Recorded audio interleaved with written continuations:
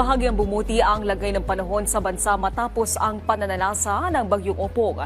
Ngunit ang tanong ng ilan, patuloy pa rin bang umiiral ang habagat at easterlies? Alamin natin yan kay Pag-asa Weather Specialist Munir Baldomero. Magandang hapon, Miss Naomi, at magandang hapon sa lahat ng ating taga-subaybay. So para po sa weather update natin for today, so easterlies po ang kasalukuyan pong nakaka-apekto sa buong bansa.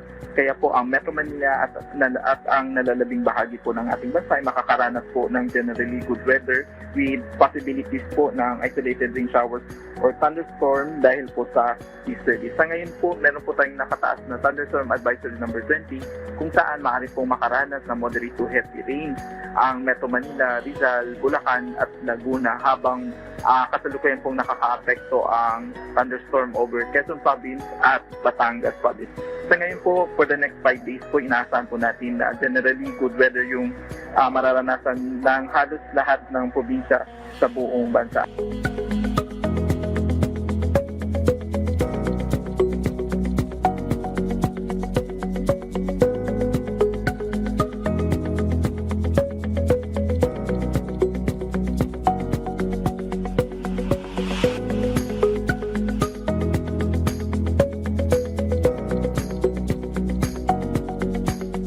Sa ngayon po, base po sa pinaka-latest na forecast, so possible po hanggang Wednesday po na wala po yung habagat sapagkat pagdating po ng Thursday and Friday, meron po tayong nakikitang chances po na mayroon pong LPA formation and then possible po kung if ever po lumapit po itong if ever mabuo po itong LPA at lumapit dito sa Philippine Area of Responsibility, possible po na hilahin niya po ulit ang habagat lalo particularly dito sa may western side po ng ating bansa. So makakaranas po ng mga maulan na panahon na may kasamang kalat-kalat na pag-ulan at thunderstorm, lalo na po itong western side po ng ating bansa. Sa ngayon po, hindi pa po nakikita na mag-determinate po ang habagat sapagkat dahil po sa possibility po nung pagpasok nung LPA or pag-form nung LPA within the Philippine Area of Responsibility, so maaari pa po nitong hilahin ng habagat hanggang first week ng October po.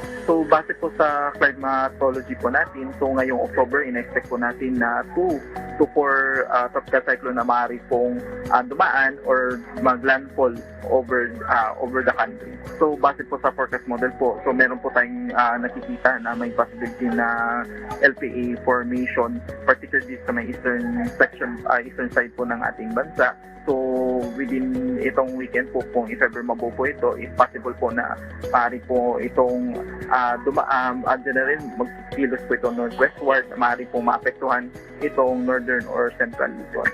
Sa ngayon po, ito po yung update po natin dito sa mabinabantayan po nating dam sa iba't ibang bahagi po ng Pilipinas.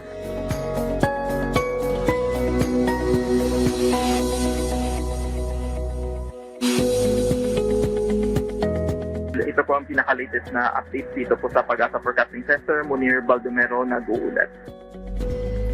Maraming salamat, Pag-asa Weather Specialist Munir Baldomero.